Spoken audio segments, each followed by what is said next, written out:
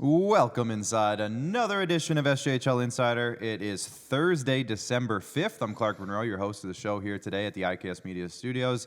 Very excited to get into the show. Today we're going to recap 4 games from the first half of the week. Plus, we'll be joined by the voice of the Battlefords North Stars, Austin Mattis. Really excited to meet him. Haven't met him yet, so excited to meet him and have a chat about the weirdly red-hot Battlefords North Stars at the top of the standings right now, near the top of the standings.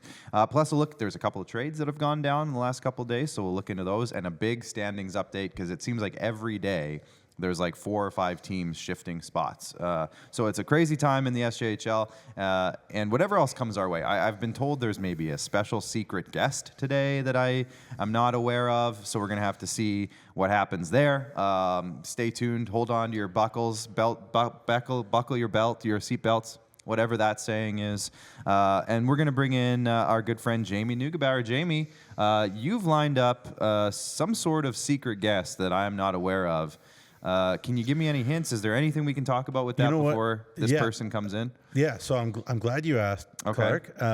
Don't tell me who it is. The only thing I'll say is, you know when there's a wrestling match, and then they're going hard at it, and then it looks like one guy's gonna win. Yep. And then the music comes on. Yeah. And it's it's out of nowhere. You're like, oh my gosh, it's that guy. It's that guy. That's the guest. So that's the guy. We got John Cena. Something very, very similar to John Cena. Okay. Well, I'm extremely excited now. Stone Cold Steve Austin's going to join us later in the show. Something like those people. Let's thank our sponsors before we get too out of hand.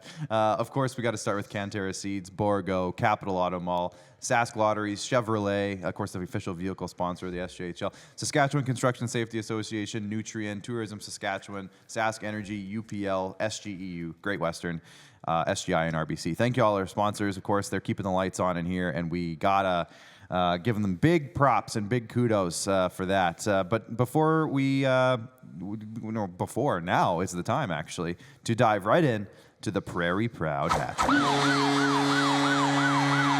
There it is. I've gotten an update recently. We should be getting Prairie Proud stuff, I'm hoping, very soon. That's the last I've heard. So I'm hoping to get some of this great Prairie Proud stuff on the tables and the desks in this office because it's great stuff.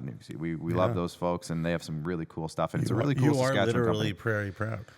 Exactly. You're not, but you're becoming Prairie Proud. I'm working on it. You're working on it. It's you have to be. It takes time. It takes time. Especially soon I will agree with visors. Oh, wow, yes. A couple more snowstorm drives to Wilcox, and I think you'll be very proud. I think that's how it works. You have to, I don't know how many you've notched in your career, but be Jacob Faith and just keep a skidoo in my back, you might back of my car. The last time I drove out to Wilcox with you, you might need a skidoo for a night like that. Yeah. That was rough. But let's get into the topic number 1 now, which is, of course, the recap of Tuesdays and Wednesdays games. So let's have a look at Tuesday here first. 3 games on the menu that night. There was a 4-1 Battlefords win over Melville. Yorkton snuck out of Notre Dame with a 4-3 shootout victory. We'll talk about that in a sec. And of course, Larange got a 3-1 win over the Nipawin Hawks. And as we move into Wednesday, there was just the one game, and it was a 5-1 victory by the Melfort Mustangs over the Estevan Bruins. That was, of course, last night. So, Nugsy, let's start with Toogs Day. Nugs, let's start with Toogs. The Battlefords North Stars got a 4-1 win over Melville. Ryan Rothke opened the scoring for Melville, but 4 straight goals after that from the North Stars secured a big 4-1 win on Tuesday night. Justin Merrick put up a huge 42-save performance, while Luke Brunin put up 23 saves in the loss. What was your analysis of that one? Yeah, it was a very typical Doug Johnson type game. I mean, low scoring chance. Yeah. I know they put 43 shots, Melville did, but it wasn't like either team was pounding the other net with quality chances. It was 1-0 Melville. Mills playing a very good game with 4 minutes gone in the second period. So it looked like the Mills were kind of back on track with the way that they want to play the game, Clark. The shots were 18-7 when the Mills made it 1-0. 18-7 Melville. And then, late in the second period, just a little bit of a letdown mentally from the Mills. 2 goals in 23 seconds real from quick. Josh Nittig and Anthony Campbell on a 2-on-1. That was very well, nicely worked goal, there to make it 2-1. And then Yeah, tough third period for Luke Brunin. Again, young goalie, bright future, been a guy who's highly touted in the Saskatchewan world for a long time. And, you know, again, I'm not trying to criticize the kid at all. I'm just saying, like, it was hard for me to watch the body language on the kid after that. You could just kind of feel his pain kind of a little bit there. And yeah, I'm not criticizing him for showing his emotion. I'm just saying, like, it was hard, a little hard to watch. It hurt my heart. Yeah. But yeah, overall, the Mills, I don't think they have that much to worry about. No. They're still playing Doug Johnson style hockey. They still got talent, and as we talked about, they got a trade. So we'll talk about that later. Yeah, they have a trade coming down the pipe, and again, we'll talk about that in our next segment. And of course, some other roster news with Melville, and maybe we'll get into that later too. Then we'll move on to the game you broadcasted with Benny Walchuk by your side for the first time in years. Sort of by my side. Yeah. In the same press box. Yeah. A couple people, I guess, misinterpreted a tweet that I had sent out because Benny never seems to be there Whenever in the same rink whenever the Notre Dame is in Melville or Yorkton or in Wilcox. He never seems to be there. I can't really remember. Obviously, we're friends, and he's a great guy. Oh, yeah. And whatever. And when we see each other around, it's great. But he just never seems to come to the same game. Well, he's the busiest he's a man busy in junior hockey. We always say he used to broadcast for 4 different teams. Yeah. Now it's simply just 3. Simply 3. But it seems like every time they play Notre Dame, he's either doing the other team or his Manitoba junior team that he covers as well. So it's like, yeah, he's just a busy guy. That's all it is. Yeah. But a 4-3 win in the shootout by Yorkton, a back and forth affair, Nugsy, as the Terriers went up 2-0. Then the Hounds tied it 2-2. Then the Terriers went up 3-2, and the Hounds tied it 3-3. And then it went all the way to the shootout where Dustin Renis got the game winner to seal the 4-3 victory in the dog fight. Why haven't we said that before? Maybe you have. I have. You have. I think in my sort of game day lineup post to send out, I just said it's just a dog fight. It's a dog fight. Yeah. Ethan Farrow made 41 saves while Spencer Borsos put up 33 Nugsy on that night. Can you talk about that game? Yeah, I mean, for the first, 8 minutes, it looked like it was going to be 100-0 Yorkton. The Terriers coming in on a 3-game losing streak. Clearly, they were fired up to play and came out hard, and they got 2 very, very nice goals from Jai Zawatsky and Keenan Ingram, 2 absolute snipes. Absolute snipes. High glove on Spencer. But then the Hounds figured something out. Obviously, Marko Djordjevic has been in the middle of so many things that have been good about the Hounds the last 2 months probably, and he got a goal, and that really changed the game. And from then on, really, other than the 2-0 down, I thought the Hounds were the better team. Right. For most of the night, they got a 5-on-3 one-timer power play goal from Vinny Palmerine. The Notre Dame power play has been a big key, and it's hard to ignore it anymore. I know Emery Lawson does his great pregame chats on social media, and the Hounds got a 5-on-3, scored on it. I think that's another key. The Hounds did have some more power play chances. They didn't score. Again, totally against the run of play. Start the second period on a turnover. And what do we talk about with the Yorkton Terriers all the time, Clark? Yeah. Transition. Right? Yeah. You turn pucks over, offensive blue, good night Jim Kite. And, all 3 goals really for Yorkton were, mismanaging the puck over the offensive blue. And the Hounds did that. Tate Schofer back the other way, and a beautiful shot again. Yorkton just scored 3 beautiful goals, really. Damien Metastasio did tie it up late in the second on a tip, funny pinball goal in front, that Frierson Lindorf shot. And then, both teams had plenty of chances the rest of the way. I think Yorkton hit 3 posts in this game as well. The Hounds hit a post or 2. I know Marko Djordjevic hit a post in overtime. Liam Hunks was up to his usual insanity in overtime. And then, last thing I'll say, dramatic moment. Last shot for Yorkton. Old Dusty Renis comes off the Yorkton bench. What does he do? He gives me a look, of all things. Wow. Looks up to the press box. Did he point at you? No point, but just a little. Talking about the shootout? A little grin, the shootout. Wow. Little grin. Gives me the eyes. And, it was clear. And he gave me the eyes. And then he goes and scores the McDavid shootout goal. Oh, yeah. So go and watch the highlights. It was a doozy. I did a terrible call, though. I should apologize. But I did ask Dustin if it was my imagination or if you actually did give me a look. And I hope I'm not outing him, but the kid said 100% I was giving you a look. Oh, boy. So, love it. I loved it. And obviously I didn't love that Notre Dame lost. I'll just be honest. But it's a gorgeous goal by a great player and a great young man in Dustin. And obviously he's got personality. We all want these kids to have personality, Clark. Yeah. And And he gave a look and then goes and scores a beautiful goal to win the game for his team. So on par. Was it Keith Kachuk who did the point at the net like that, back in the All-Star game back in the day? That's right. That's on par with that. Attaboy, Dusty. Yeah, so it was a fun game. The Hounds should have won probably, but there you go. They didn't. You know what? And it's just another 3-point night by Marko Djordjevic, Newsy. And boy, does he just keep on keeping on, that kid. He's having a great year. Now he leads I know he leads the Hounds in points, and I know he's top 20. He's got to be top 20. I haven't looked at the skaters stats. He's eighth in league scoring, 26 points in 26 games. He's got 12 goals. He's having a great season. He's got 4 multi-point games out of the last 5 games. Yeah. And you know, it's just funny. I see this now, and this has nothing to do with what we're about to talk about, but Ethan DK is right below Marko Djordjevic. He's only played 18 games because the freaking Red Wings haven't played in 3 weeks. Not in a while. And also, Marko has taken over 100 more faceoffs than anyone the else. Second most player person. Over 100. Yeah, that's a couple. And he's a machine, for sure. He's first in the league in wins, too. But there you go. Big time player.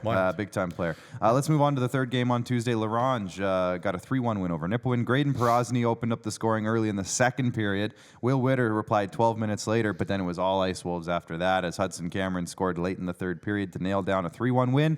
Nathan Clayton made 39 saves for Nipawin, while veteran Logan Falk went 30 for 31 in the win. Nugsy, what kind of stuff did you get out of this game?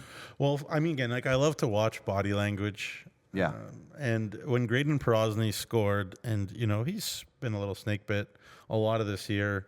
He only scored 1 goal in November as well, but you could see how much he means to his teammates. Mm-hmm. He works hard. He's got 4 goals, 4 assists. He's a rookie. Don't worry. He's fine. He's got skill. He's got a really good prospect. He was a kid that, Killer Kaminski was really excited about when they brought him in the first place. It was a nice goal, too, in the second period to open the scoring. And he does so many little things well. And when those guys get rewarded, you can see it in the attitude of their teammates. And the Wolves seem to just have a great culture up there, great leadership. And they found a way. Will Witter, kind of bangs one in. And then, a couple more goals where the Terriers are just, dogs on raw meat, pun intended, around the blue paint. And then, this Ice Wolves team, Clark, what do we talk about with Kevin Kaminski teams, right? Hard-nosed, go to the blue paint. If you don't block shots, you will not get on the ice. Like, this L'Orange team is so bought into blocking shots. And on the other side, I still just don't see a reason to be too upset if I'm a Nipawin Hawks fan. Like, they're young. They had that fan question, was it last week or something? Like, what do the Hawks need to do? Just be patient. This team's culture is starting to come around. They're still playing the right way. They played the right way up in Nipawin. Obviously, Nathan Clayton is an 06 birth year goalie. If you can keep him around, you've got a real stud in net. And it was 2 hard-nosed Sherwood Division teams given our classic style up at the Mel, and as often is the case, the Ice Wolves found a way to come away with it. And what more can you say about L'Orange's goaltending? Whoever is in net this year, right? Yeah, both those guys have been so money.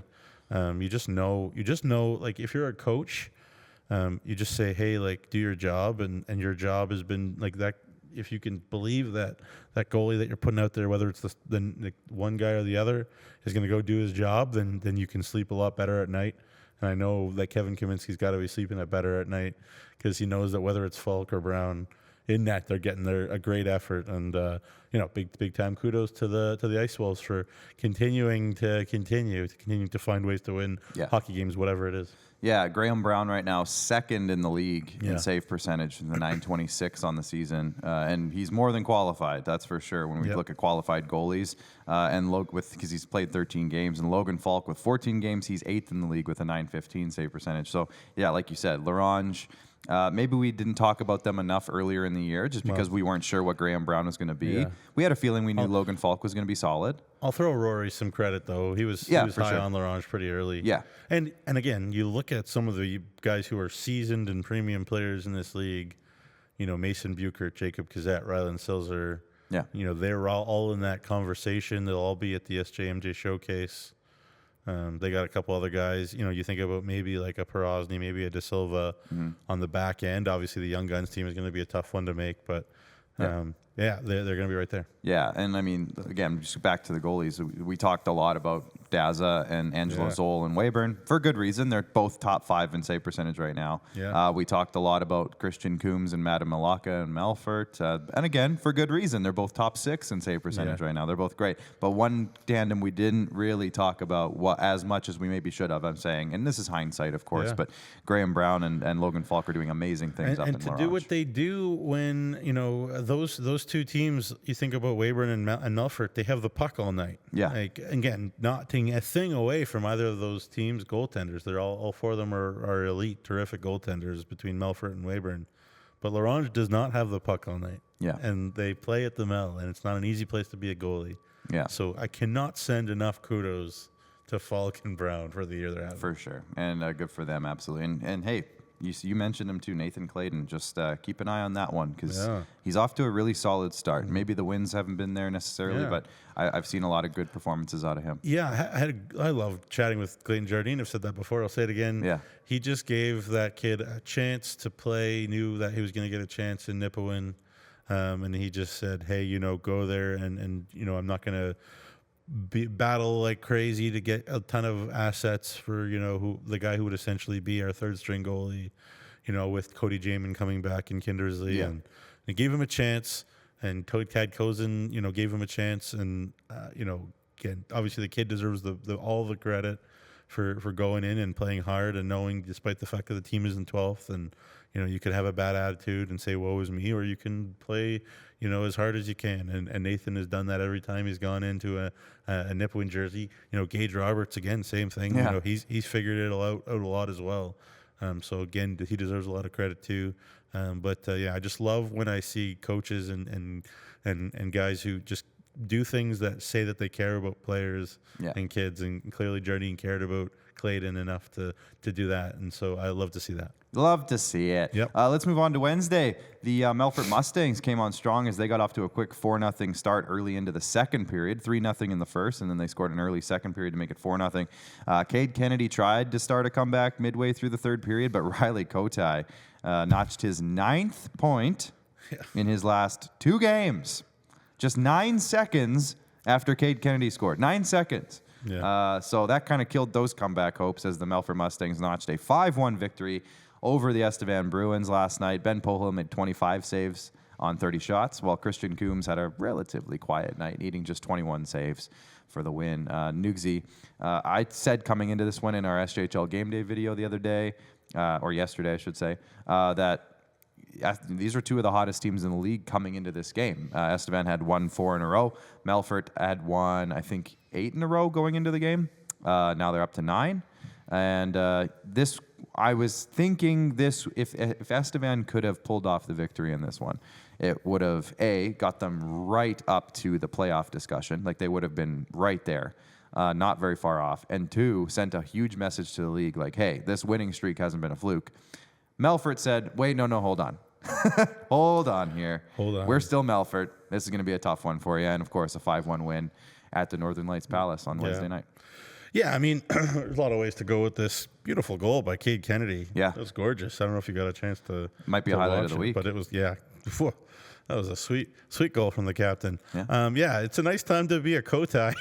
Honestly. Josh, I texted with him a little bit there down in Augustana. And there's a lot of great goalies in the NCAA right now. Obviously, you think about Jacob Fowler at Boston College and Trey Augustine, who will be the starter for the USA, the World Juniors at Michigan State. Simon Lakotsi, great Slovakian goalie, etc. But Josh is right up there with all those guys. He's second in the country in save percentage through 12 games. He is the starter at Augustana. And they're a good team. So really cool for the Kotai family, and great to see an SJHL alum like that, of course, former Battlefords North Star, do so good. All right, to this game. Yeah, look, you go to Melfort right now, and even if you're on a roll, it's going to be tough the way that they're playing. Again, we've talked about how structurally solid they are. They have guys in roles that they've accepted. Think about a guy like Zayden Saddlemeyer. Yeah. Would he be a first line player on a lot of teams in this league? 150%. But the trade coming in, he'll probably be a third liner. And, I'm sure he's fine with that because, obviously he's not an 04, so there's, some time. So he's got another year. But also, they just win. They just win hook or by crook. If there's a big save that needs to be saved, Christian Coombs will make it. His partner, obviously, Malacca, is at the development camp or the selection camp for Canada West. It's on now. Hockey Canada told us to wait to announce that Malacca is there, but they haven't gotten back to us, so I'm just going to say it. He's on the team. He's on the team. Or he's at the camp. He's at the camp. He's at the camp. So we'll just say it. Yeah. But Coombs, it's fine. He's there and did a great job. And the 3 points from Riley Kotai, and watching him live a couple of weeks ago, I was just like, if he ever gets to the home plate, he's going to make some trouble. He's going to be a problem. And because he was everywhere else, he just wasn't in the middle of the ice. And all of a sudden, he's in the middle of the ice, and he's banging goals in. All of a sudden, within the last 5 games, he's among active SJHL players. He's leading the league in scoring. Yeah. Among currently active SJHL players. Again, I'll just Right. put that asterisk on it for now, but it's not going to take him long at this pace to get at the very top of, regardless of who it was. I mean, he's been playing great. And, and we talk about Melfort a lot about how good they are at keeping the puck out of their own net, and that's true. And we're going to talk about a move that they made that could change the other option, which was putting the puck into other teams' nets, which they haven't struggled. I mean, if you look at the overall standings, they're still third in the league in goals for. But it seems like we're maybe still having this conversation that they aren't overly beating up other teams, regardless of being third in the league in goals for. And you look at their production on their stats page. There's 2 guys that really stand out. Oh, there's more than 2, but Riley Kotai, of course, and Logan Belton. They have over a point per game. They're having amazing seasons. They're playing huge. Outside of that, it's very spread out. Mm-hmm. And I think that's why Melfort was so good last year, is because, yes, they had that amazing first line. We talked about it ad nauseum, but they also had really good depth, and guys stepped up all the time. Different guys all the time for Melfort. And this year, I don't think it's much different. I think, you see Zach Summers, who has almost a point per game, but he's only played 12 games. Austin Shepard, 12 points. Danton Cox, 9. Ashton Hutchinson, 9. Caleb Binner, 7. You see all these guys kind of spread out, and it's a good testament to the way Trevor Blevins coaches. And I think it's just like, okay, who's stepping up tonight? Who's going to have a game tonight and help us win games? Because it just seems like somebody different every night is helping them win a game. Yeah, they're just their bottom guys are hard to play against. You have a guy with Western Hockey League experience and Owen Nelson on their, whatever you want to call it, fourth line. Yeah, contributing. They're doing great. They've got great leadership. Ty Thornton again deserves a ton of credit, and his group. There's just nothing negative at all to say about Melfort. It's hard to say much negative, Let's move on to our second topic, because I've been told that this secret special guest that we have coming in is logged in. I do not want to keep this particular celebrity waiting. Yeah. So that's my next hint, is celebrity. That it's his name is John Cena. He's known in certain circles for sure in Saskatchewan. Of all the circles, he's known in a couple of them? Yes, he's known, and he's beloved in certain circles. Okay, the suspense keeps rising. Topic number 2, let's just have a quick look at the league standings. Our special guest can take a look at it as well. Let's have a look at the league standings first. As we can see, as we bring them up, Melfort has now secured a nice little cushion at the top of the league. But outside of that, from second all the way to 9th, is a 5-point difference. We've talked about this on a weekly basis. It was actually less than 5 not that long ago. It's actually spreading out. It's spreading out, Nugsy. And like I said earlier in the episode here, the Estevan Bruins don't want to go away. They're only 4 points back of 9th. And, a couple wins this weekend, who knows what could happen and what could change there. And they've also still have games in hand on most teams in the league, outside of Weyburn, who hasn't played in 3 weeks, basically, outside of 1 game. But you see the Melfort Mustangs up there at 38 points, of course. Battlefords hanging on to second place with the 30 points right now. Melville and Yorkton, the Parkland region, Highway 10 is tied right now at 29 points. Weyburn, again, they haven't played much at all in the last 3 weeks. They have 28 points. They're just kind of hanging out, waiting for their next game on the schedule. Flin Flon, Larange, Humboldt, all tied at 27 points with 13 wins. Kindersley at 25. They have slipped out of the playoff conversation. They're still in the conversation. Out of the playoff picture because they've lost their last 2 games, so they're now in 9th. Again, Estevan at 21. Notre Dame, I say it, I keep saying it. Nugsy, I know you're trying to be as positive as you can. I'm trying to be right there too, because I see Notre Dame, they're not going away. They're still right there, and they're scrapping every night. They're keeping it close. And then Nipawin down there with 11 points. But again, a lot of positives coming out of Nipawin. So there's the league standings. Let's have a look at the division standings, because I always like looking at this because it shows us the past 10 games. So as you can see, if you're listening, I'll explain it for you on the podcast. But if you're watching, you can see that Melville is now at the top of the Viterra division, tied, I guess, with Yorkton. But weirdly enough, they've moved up in the standings, but they're 3-5-1 in their last 10 games. But 3 of those wins have come as of the last couple of weeks, so therefore they've actually moved up. Yorkton 7-2-1 in their last 10 games, still playing very solid hockey. And Weyburn 6-2-20.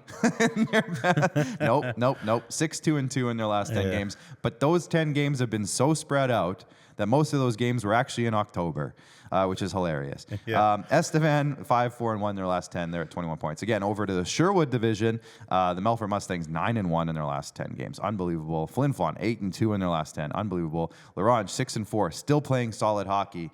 27 points, tied with Flin Flon. And then Nipawin 2-6-0-2. And then in the Nutrien division, the Battlefords North Stars 5-3-1-1, playing very good hockey right now. Humboldt consistent at 500. They've been consistently 500 for most of the year, but they are in second place with 27 points in the Nutrien division. Kindersley 25 points, 3-6-1, and then Notre Dame again 3-4-1-2 in their last 10 games. So there you go. Topic number 3, we do have some transactions, some trades. I'll say transactions because there's one that I wouldn't mind couple that I wouldn't mind talking about after the trades. But Nugsy, let's break down these trades here. Yeah, well, let's talk about trades first. We'll put the trade graphic up between, I guess, SJHL teams.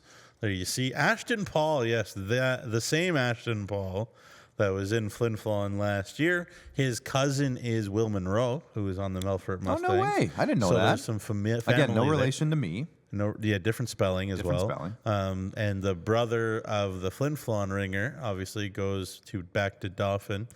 Spent most of his time in the MJ anyways, and a PDF, so some money. Ashton is a guy who's 6'2", 180 pounds. Very Melfort-esque that way. Scores goals, gets points. That's the challenge, I guess, for Trevor Blevins is to get the energy, the physicality out of a guy that's that big, but obviously Ashton, all sorts of talent in the world. And then this is going to be interesting. Benjamin Lorette, obviously injury situation to Loic Morin continues, it seems. Obviously Luke Brunin struggling just a little bit. So a 19-year-old from Calgary, Benjamin Lorette, who had ridiculous numbers, is having ridiculous numbers in the SIGHL with Thunder Bay. He's 6'4", 214 pounds. He's 10-3 this year with a .921 save percentage, even better last year. Split last year between Thunder Bay and Campbell River in the VIJHL, and hardly lost game. He's hardly lost games the last couple of years. But he's trying to move his career forward. So I think this really could be a diamond in the rough for Melville, and a really good a really confident guy, clearly, because he just keeps winning hockey games. So pretty interesting stuff. A couple of headlines come out of those trades for me. Obviously, Ashton Paul is a guy who I think if he can fit in correctly with the Melfort Mustangs, he could be a very prolific scorer, I think, in this league. He's already had some success in this league last year with Flin Flon, went back to the MJHL, had a really solid production season with Dauphin last year, and then now he's coming back. So if Trevor Blevins can find the right mix for him and put him in the right spots, I think he could be a very good scorer in this league. And then on top of that, with Benjamin Lorette coming in for Melville, now the question is, okay, well, what's going on with their 18-year-old goaltenders? What's going on with Loic Morin's injury? So it doesn't necessarily solve any or answer any questions for me. It almost raises a couple more questions, and I'm sure that'll all kind of play itself out over the next little while. I'm not overly worried about it. I'm sure Doug Johnson can handle it. But it is curious. Yeah, most goalies play well behind Doug Johnson's system. It's true. It's true. So again, he's done nothing but succeed, Lorette. the last couple of years. Again, I like it. Calgary minor hockey. So, But one of the things we talked about, it's a roll of the dice, but a good one. one of the things we talked about with Melville, both goalies that they had, Nick Jeanette and Luke Brunin, very talented, but also rookies. So it's like, okay, well, this guy's got a bunch of experience coming in. Maybe it just settles things down a little bit. Who knows? Yeah, I mean, I know we don't like to talk about injuries too much, but I mean, Jeanette wasn't in the lineup against Battlefords. Okay. So it was just Brunin and an AP. So there might be something there with Jeanette too. So there you go. Too bad, because Jeanette was starting to play great. Yeah, and one other move that wasn't a trade, it kind of was a trade in a way, is that Flin Flon acquired, is it Kyle Marsden? Kyle Marsden, big hulking defenseman, right shot defenseman, coming from the WHL, but his rights were acquired from the Alberta League, if I'm not mistaken. A while ago, a while ago. So it wasn't reported as a trade because they already had his rights, but they did technically acquire his rights a while ago. Now they're bringing him in. Flin Flon, not that they needed more help on the blue line necessarily. Maybe that was what they wanted to address, but they're bringing in, and he's an 06, so he's an 18. Oh, is he an 05? 05, yeah. Okay, I misread that. But anyways, regardless, they're bringing in a 19-year-old defenseman with size, and has a lot of experience as well. He's an 06. You're right. My mistake. Snaps. Wow. Snaps for me. I figured he's played so much. Well, I guess he hasn't played as much as I thought. No, but he played a good amount. He's been around. He's been around the block for a while, so that's a nice move. And Flin Flon just picks up another good piece, I think. And obviously, like a bunch of teams, especially the top teams in our league, like Mike Reagan is looking to not bring in 20-year-olds because he's got a lot of 20-year-olds. Yeah. So to find a guy who could be an impact defenseman, not at 20, is huge. And, I think so, too. I spoke to Matt Decker, his former broadcaster in Fort McMurray, and he had nothing but positive things to say about Kyle and how he's a great community guy, really physical, tough, hard-nosed guy. Yeah. That's exactly what you want to see when you go up to the Whitney, another 6'3", 210-pound, 220-pound monster waiting for you at the Whitney Forum. And he's kind of old school, like a throwback that way. So I think Mike is going to love him. I don't know if he's necessarily done making moves, Mike, up in Flin Flon. Never seems to be. But, well, I don't see how this could go badly. And there's got to be some Red Dead Redemption stuff going on there with the last name Marsden. Just if you haven't played the game, the main character's name is John Marsden. Okay. And there you go. Just Flin Flon, you got a free marketing thing for you. Take it and run. Nugsy, I don't know what's going on here. You've booked some special secret guests that I'm not allowed to know about. So I'm going to let you just take over because I've heard that they're in. Whose music is that? We got some special music. Who's that guy? God. What's that music? My God. Is that whose music? Whose music is that? Oh my God. It's Jeremy Corrigan's music. What? It's Jeremy Corrigan. He's alive. Jeremy Corrigan, folks. Wow.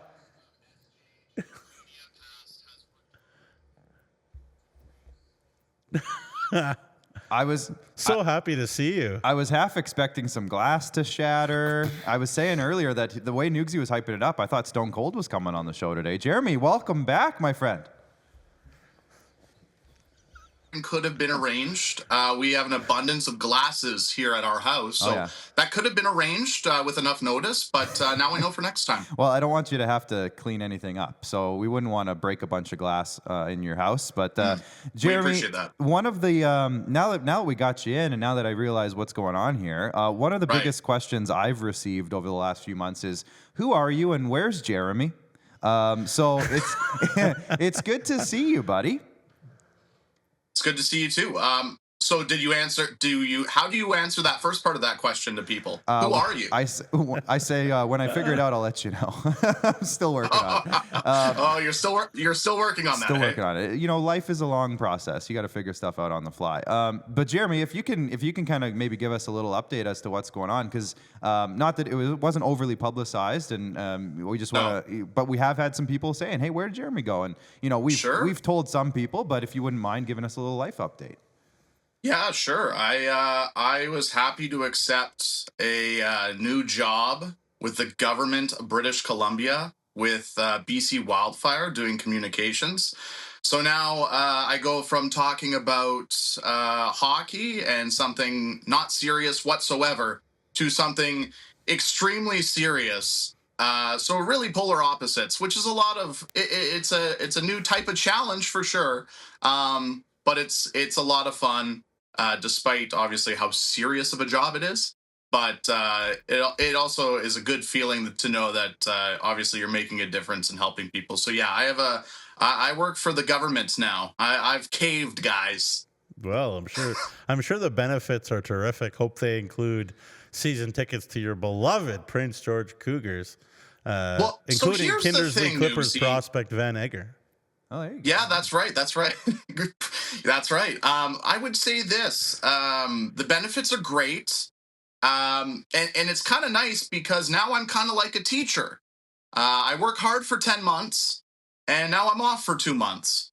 So when Noogsy actually sent me the text message yesterday and asked, "Are you busy tomorrow at 1:45 Saskatchewan time?"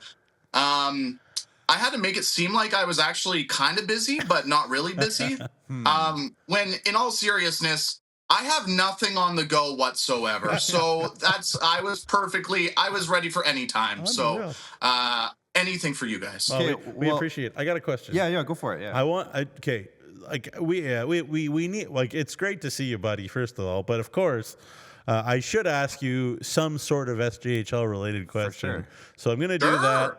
that. Just as quickly as you can. I guess I've never asked you this, and I'm sure the people out there want to know, like, obviously we have all these things that Clark and I now do that we owe you a lot of thanks for kind of setting a lot of this stuff in motion. Now, obviously, Rory and I were doing the SJHL at noon show, I guess, whatever, before you came in.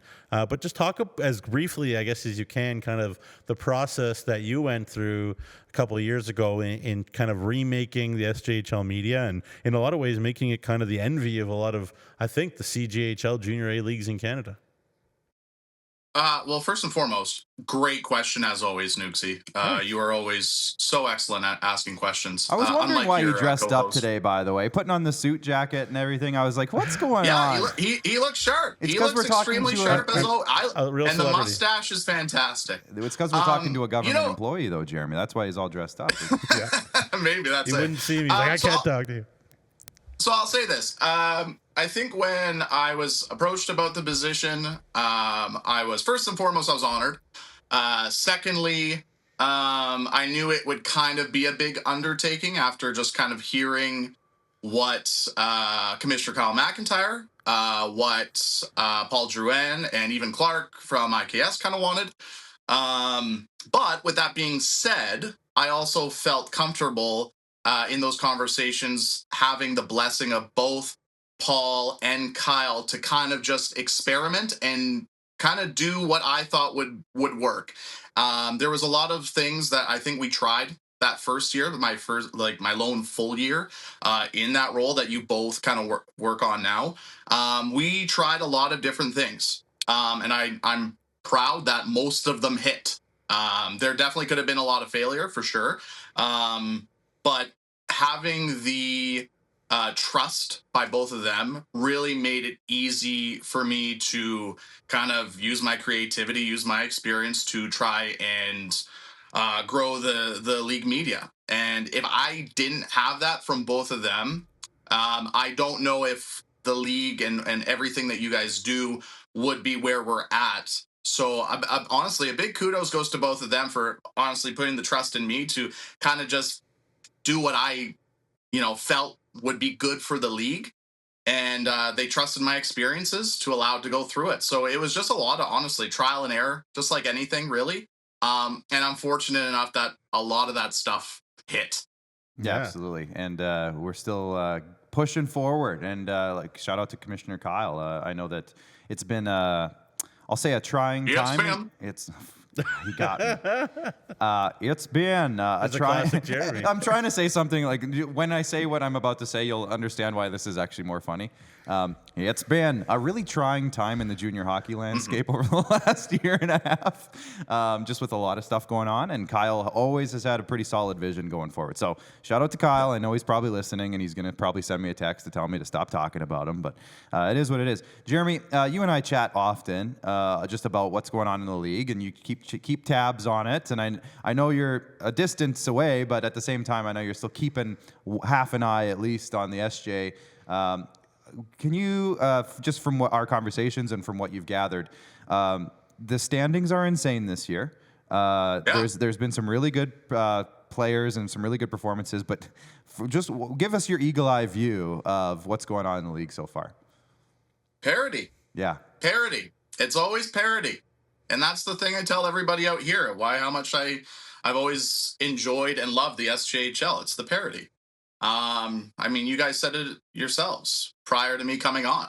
2 through 9 is separated by 5 points. Yeah. There's no other league this high quality that's like that. No. Mm-hmm. And that's the thing that will always stand out. And that makes for a good competitive league and a good league for our good friend Jacob Faith to market, because every market's always going to be in it. Yeah. It's not like other certain leagues where it's the same couple of teams winning year after year after year after year. You have all these different teams in the mix, and it's a kudos to all the organizations within the Saskatchewan Junior Hockey League, and I think it's a big kudos also to the coaches within the league, because that's another big strength of the Saskatchewan Junior Hockey League is up and down from 1 through 12. All 12 teams have excellent coaching, and they're building excellent programs. So that's one thing that's always kind of stood out from both my times in the SJHL is the parity, and it's no surprise. Now, I don't think anybody would have predicted this much parity. It's incredible. We're halfway through the regular season, and 2 through 9 are separated by 5 points. Like, that's incredible. And like you guys said, teams like Estevan and Notre Dame aren't out of it either. So I think that speaks to, how well the league is doing right now. And quite frankly, from an outsider perspective, it's extremely impressive. Yeah, for sure. Speaking of impressive, you are. Last question for me. Rory mentioned to me that he picked up the Nintendo Switch version of that Harry Potter game that you like. Nice. What's it called? Hogwarts Legacy? Hogwarts Legacy. Yeah. What are you playing these days? A lot of NHL. A lot of NHL 25. And Clark and I actually have dived into playing Call of Duty together. Yeah, it's insane. So, we hop online. We don't do very good. More times than not, we lose. But it's about having fun, and that's all that matters. Yeah, you got to stay humble. We got to stay humble. We can't just walk around. Oh, no, Clark, we are not good. We are not good. We are... You know what? It's one of those things where I don't think that we're necessarily not good. I think it's that all these 12-year-olds are so good that I can't keep up with how good they are. I don't think we're necessarily bad. Or does that mean we are bad? I don't know. Hey, like Bill Parcells said, you are what the standings say you are. Exactly. There you go. I agree with Newsy. You are what the standings say you are. Yeah. There you go. And we're bad. Jeromy, if before we let you go, because our next guest, I believe, is in. Before we let you go, if you could give us one, again, eagle eye prediction for something that might happen in the SJHL this year. I'm going to give you a second to think about it. Obviously, Melfort won last year, had such a great run. They're back at the top of the standings this year. We see kind of a flash from Battlefords as of late. They're at the top of the standings. And we see the bottom of the standings literally changing on a daily basis. It's every single day a team's out of the playoffs, in the playoffs. Is there anything that you could say that before you go as a little mic drop moment that you think might happen this year? Well, I don't know how big of a mic drop this will be, but I'll throw out a prediction. And if it's right, I expect you guys to play it over and over and over and over again. Deal. And if it's wrong, I expect you to play it over and over and over again.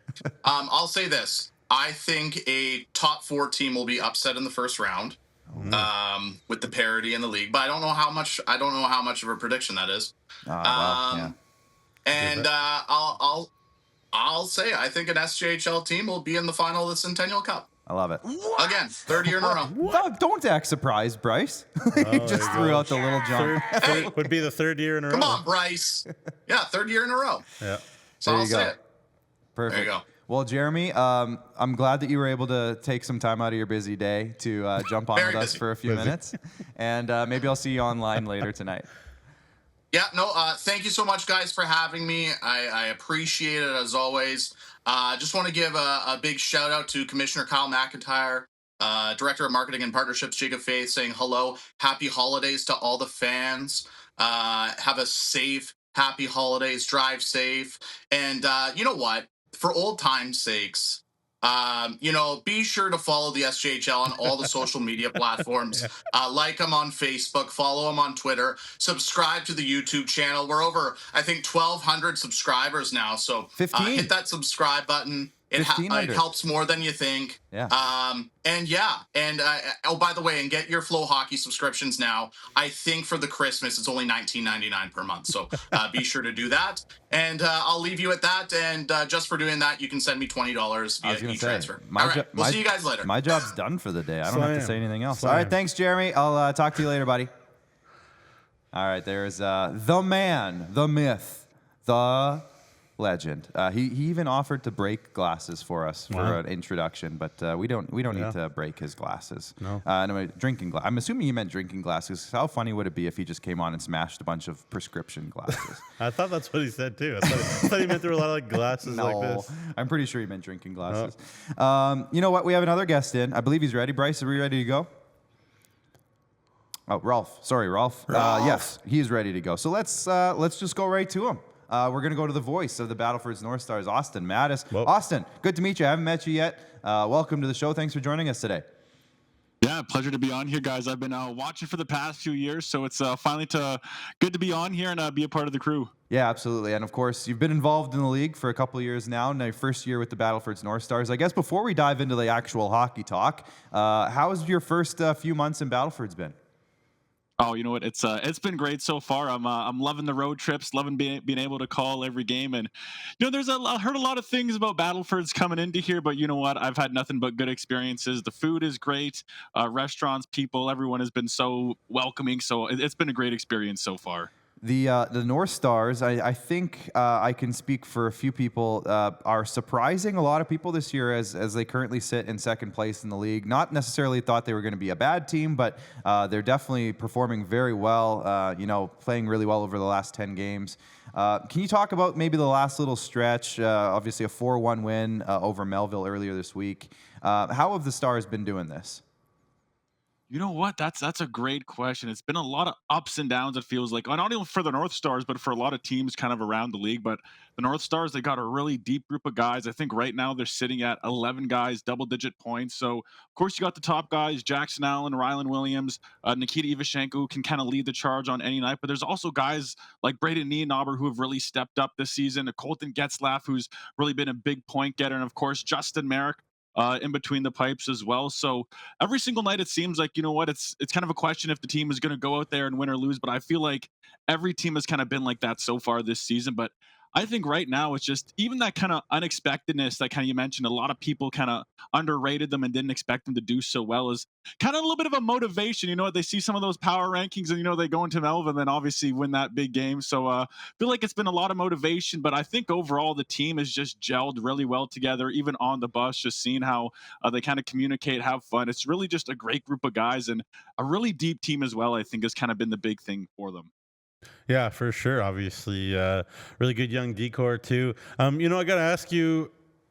You spent all that time with Rob Hart in Flin Flon. Hey, do you have a good Rob Hart impression, or what did you learn from him?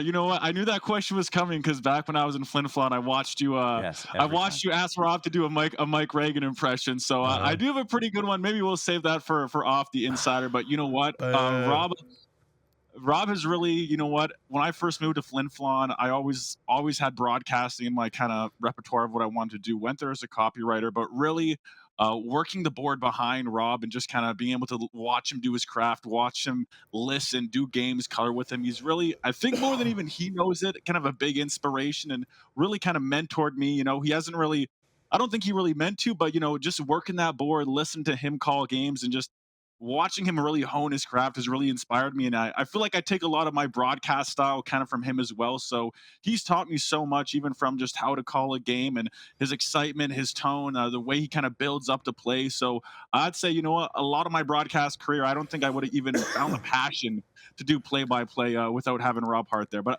I'll give you one here. There's the one, I think it was 2 years ago in Estevan after that huge goal, Game 7. It's the Do you believe? That one. So Love it. I'll give you that one, Nugsy. How about that? Thank you. There you go. And I could tell Rob Hart was an influence on you, Austin, just because of the mustache that you've adorned on your face there. It's coming in nice and thick. Well done there. Can you talk? Were you involved in Were you involved in the team's Movember campaign? How'd that go?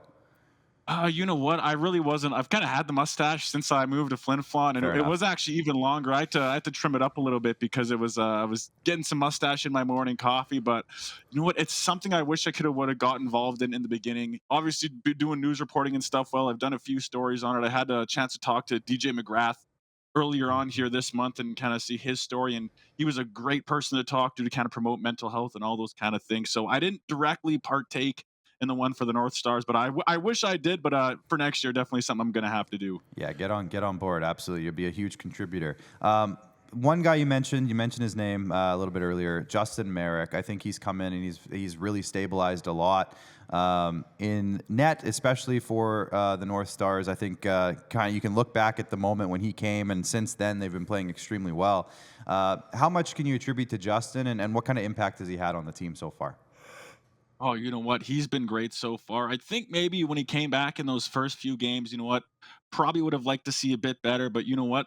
There's some games where the team gives him a lot of work to do, but you know, these past few games that we've seen, team in front of him has been really good. He's been really good. So it's kind of a give and take kind of thing. If the team in front of him is helping him out, he's going to help them out a lot. So he's been really huge, especially in that game against Melville. But I think overall it's been kind of a combination of the back end, guys getting in front. Even taking a look in that Melville game, Lucas Shaneborn, fourth line guy, doesn't see the lineup too often. There's one shift where he takes 3-4 shots within about 30 seconds of each other. So it's kind of a combination. Justin Merrick been playing phenomenal, absolutely, but obviously the guys in front of him been helping out too. But I think the combination of the both has really kind of been a good push for this team. Yeah, for sure. And, obviously it's been a while now, but so you've gotten a chance to work closely with Marty Smith and see how that all is, working out with Owen Lamb on the bench. I guess just talk about, I guess, what you've seen from the team in terms of having that solidity, that understanding, who the coach is going to be kind of on a night-to-night basis. And obviously you had a 7-game road trip here just completed.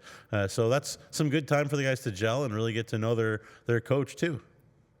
Well, absolutely. And you know what? Nothing but good things to say about Marty. And I think the biggest thing with him is you have someone who's played in Battlefords, right? He's played at the pro level, and his knowledge is second to none. He knows so much about the game. And you can really see, I've tuned into a few practices on the bus, post game, pre-game talks and stuff, just the knowledge that he holds and is able to pass along. And I think it pairs really well with Owen Lamb. You know what? Owen Lamb, another guy who's kind of played for the North Stars, born and raised here in North Battleford, and has a real good relationship too with a lot of guys on the team. He's younger.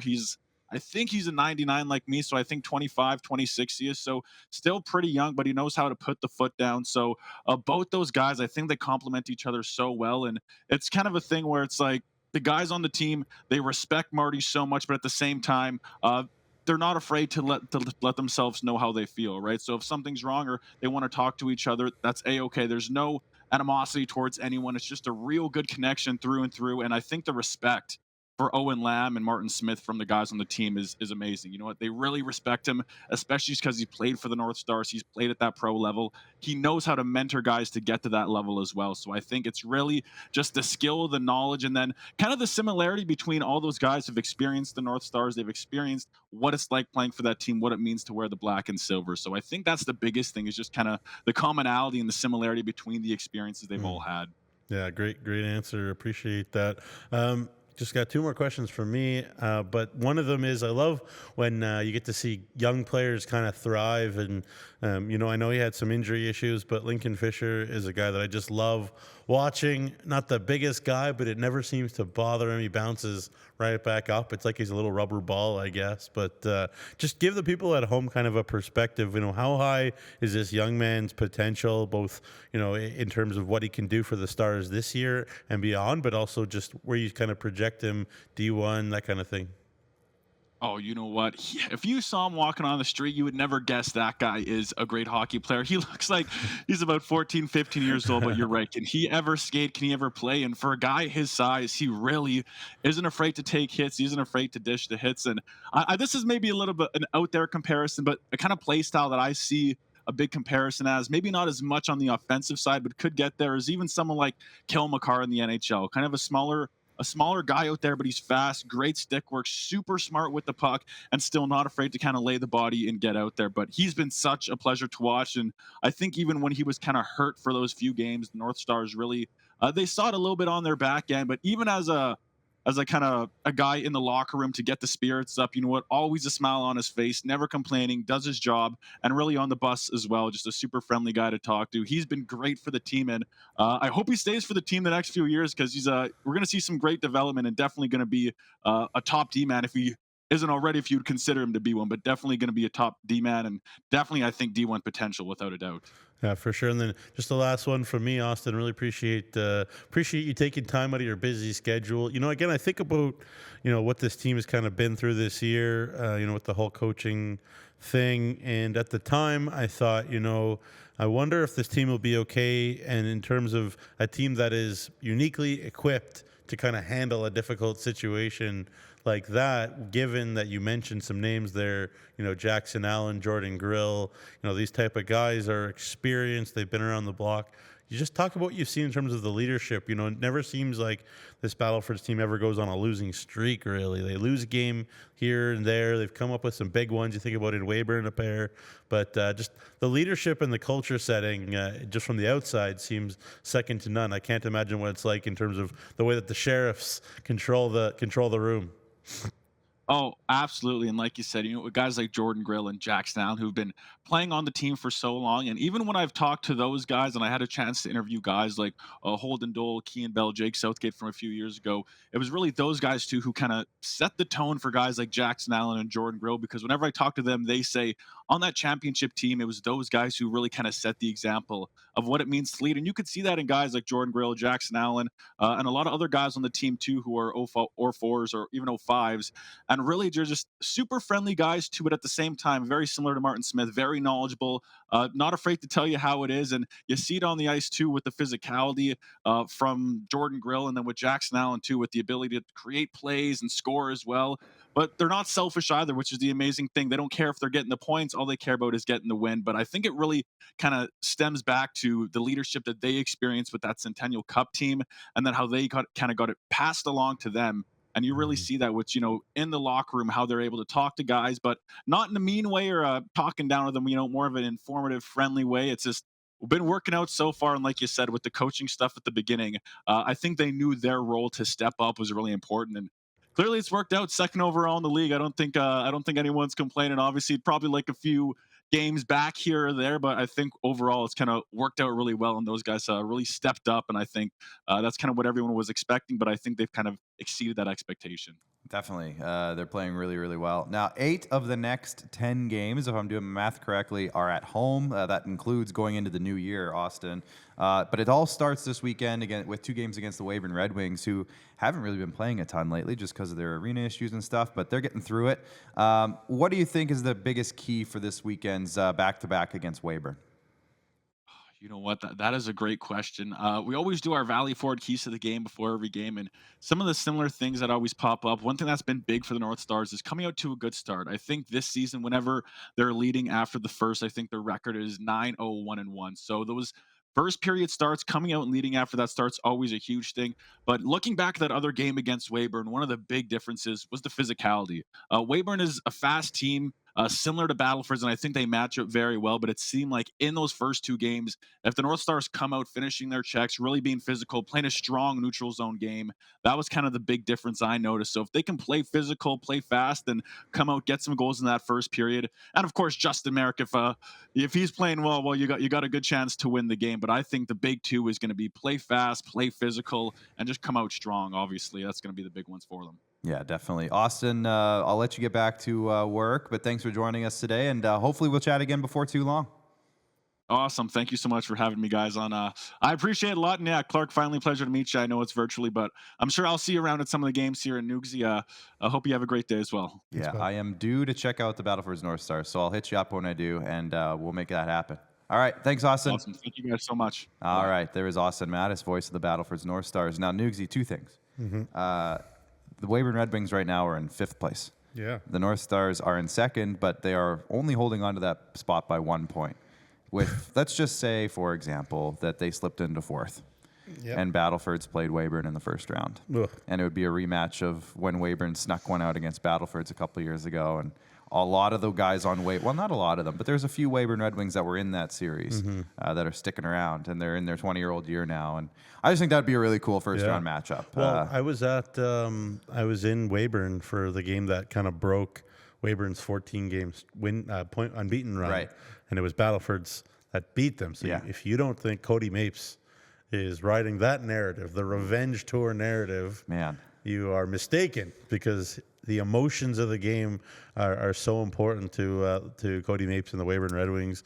On the flip side of things, the Battlefords North Stars, they have to feel like if they play their game, they can really make up some hay. Yeah. Now, we've talked about it a bunch already on this show, like every show. The parity is crazy. Battlefords is in 2nd, Weyburn's in 5th, but that's 2 points. Yeah, it's crazy. So, one good weekend, one way or the other, it could change really fast. Yes, Weyburn has 3 games in hand on Battlefords, but it's very interesting. There's few array of weapons like the Weyburn Red Wings have, and there's not too many teams that can mitigate the weaponry of another team like Battlefords can this year. So, very, very excited to watch that series. If I haven't done this yet, because we're not at the halfway point yet of the season, and I usually wait until a little bit later in the year to do this, but I always think it's really fun to look at, if the season ended today, what the playoff matchups would be. Right now, Melfort versus Humboldt. Can you imagine Humboldt as an 8 seed? That's nope. crazy. Melfort versus Humboldt round 1, so a rematch of last year's semifinal. Battlefords versus Larange, that would be awesome. Melville versus Flin Flon, I think that would be a really solid series. And then Yorkton versus Weyburn, that would be the first round. Yeah. Just crazy. I love it. And that's going to probably be completely Melfort, different. Humboldt. Hey, Rory would take it probably because they Travel-wise. would sell so many tickets. Well, that too, yeah. In the second round last year, the places were just bumping. Oh, and yeah. they're obviously not Unreal. that far. So Yeah, that'd be, just saying, Something. it'd be really fun. Yeah. It'd be a good series. But that's probably all going to change by the end of this weekend. My second thing before we get to the schedule for the weekend here, which is coming up, I'm pretty sure that was Marty Martinson's old office, because I think we interviewed Marty several times while he was with the North Stars, and I'm pretty sure he was sitting right there. So I'm 99% sure that was his old office. Yeah.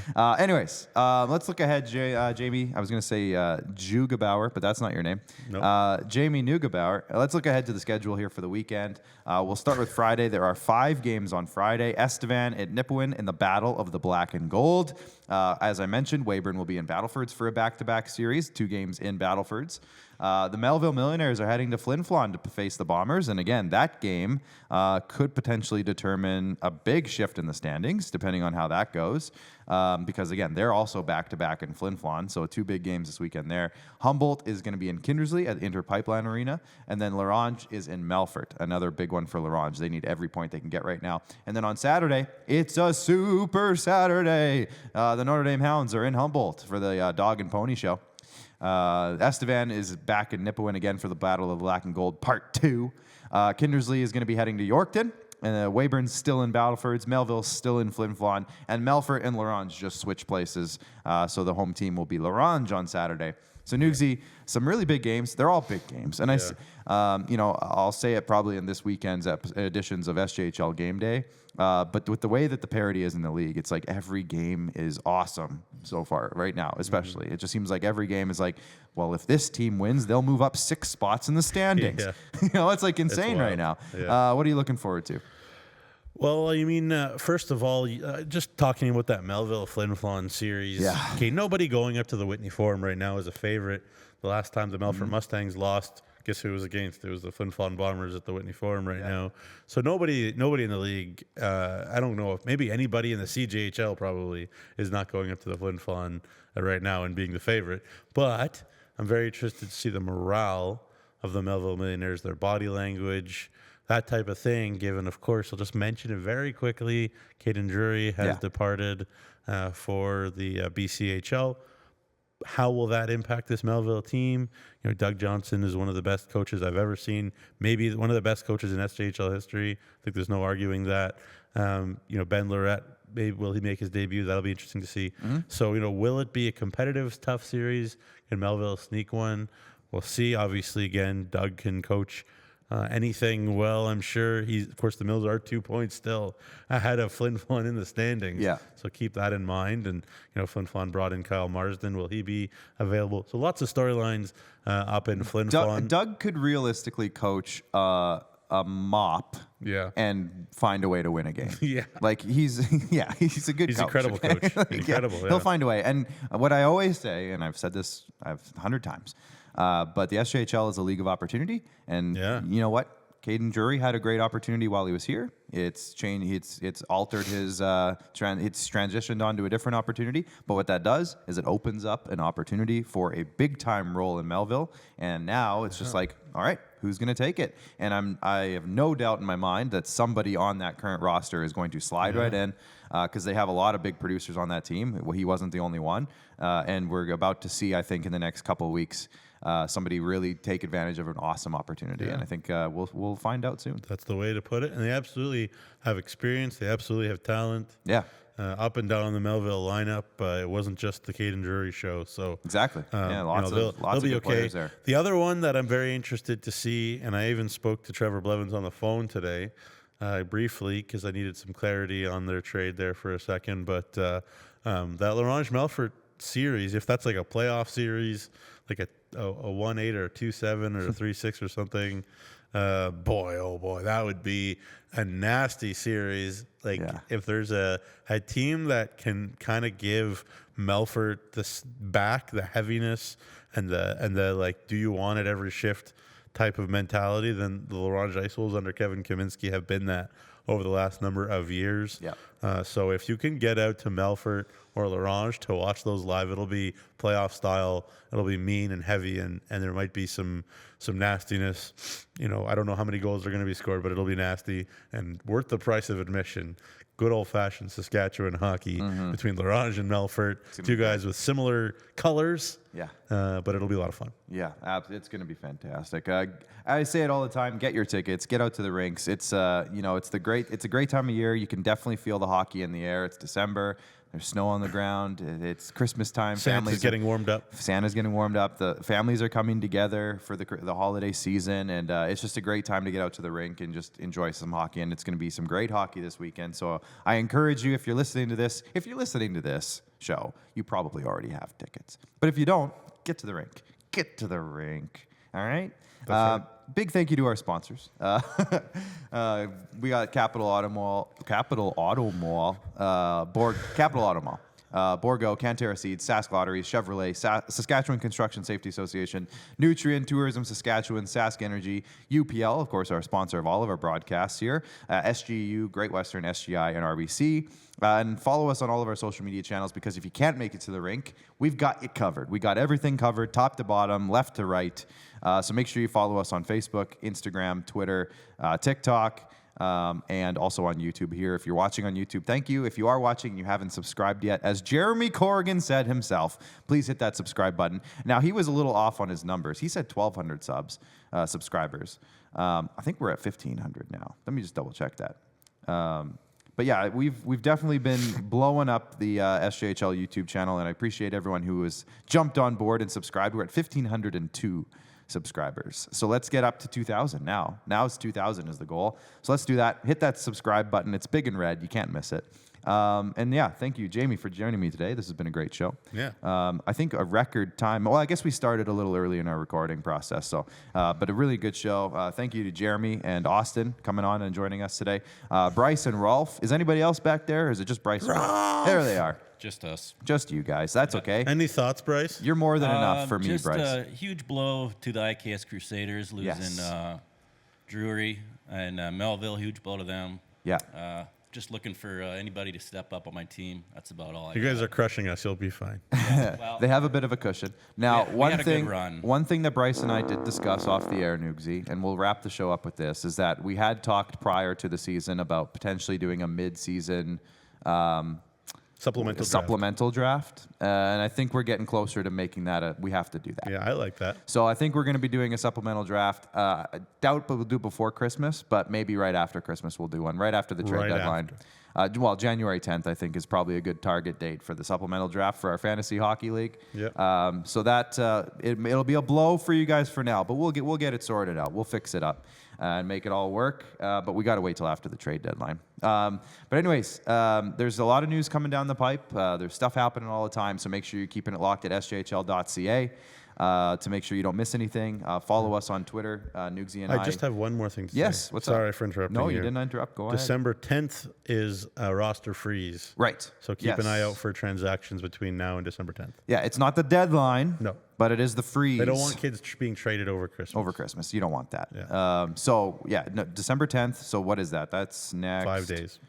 Next Tuesday. Oh, I guess we could have said it on a Nugs and Notes. Oh, well. Yeah, it's next Tuesday. Okay. So if you if your team is going to be making any moves before Christmas, now's the time. So keep an eye on it over the weekend. There might be some shifting going on of rosters. So thank you for that note, Nugsy. We'll be back on Monday for SJHL Weekly. I'm trying to think. There's 11 games this weekend, a Super Saturday. So there's lots of hockey. You have no excuse unless it snows like crazy. And you can't get out of your driveway. You have no excuse to not get to the rink. So get out to the rinks, enjoy the hockey, everyone, and we will see you again on Monday where we're going to recap all of it and talk about more. So see you guys, have a great weekend, and see you guys on Monday.